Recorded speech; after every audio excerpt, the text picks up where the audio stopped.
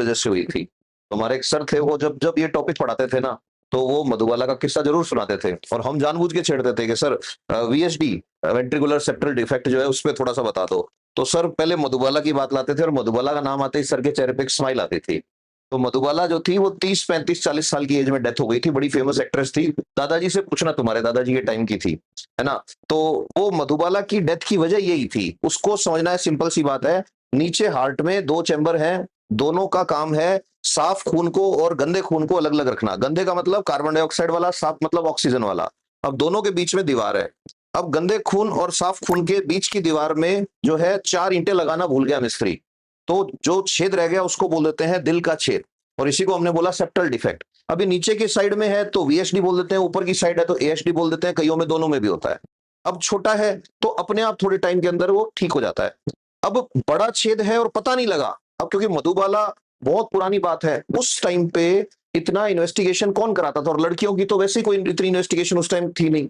तो मधुबाला जब जवान हुई तब तक उनके हार्ट में जो ऑक्सीजन वाला ब्लड है वो नॉन ऑक्सीजन वाले चैम्बर में घुस रहा है, तो कंटिन्यू उनके लेफ्ट वेंट्रिकल से ब्लड लेफ्ट एट्रियम में आ रहा था, और लेफ्ट एट्रियम से जो पल्मोनरी वेसल जाती है वो लेकर के जाती है ब्लड को फेफड़ों पे। तो उनके लंग्स के ऊपर 30 साल से कंटिन्यू प्रेशर पड़ रहा था। बिकॉज ऑफ दिस प्रेशर जो लंग्स थे उनके, उसको बाद में हैंडल नहीं कर पाए। तो बाद में तो वो इलाज कराने भी कई जगह गई थी। अच्छा, हमारे सर थे ना, उनको उनके हस्बैंड का नाम, बच्चों के नाम, उसकी जन्म की तारीख सब याद था। उनको ये भी पता था लंदन में कौन से डॉक्टर से ट्रीटमेंट लिया।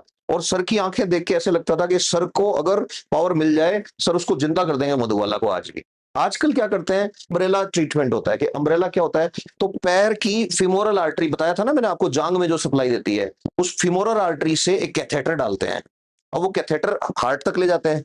ले जाके और फिर जैसे अपन ने स्टेंट देखा था कि हार्ट में स्टेंट डल रहे हैं, छल्ला डल रहा है, वैसे इस छेद के अंदर ले जाके एक स्टेंट जैसी चीज डालते हैं, और जैसे उसको ओपन करते हैं वो छाते की तरह खुल जाती है। तो छाते की तरह खुल गई तो छेद हो गया बंद।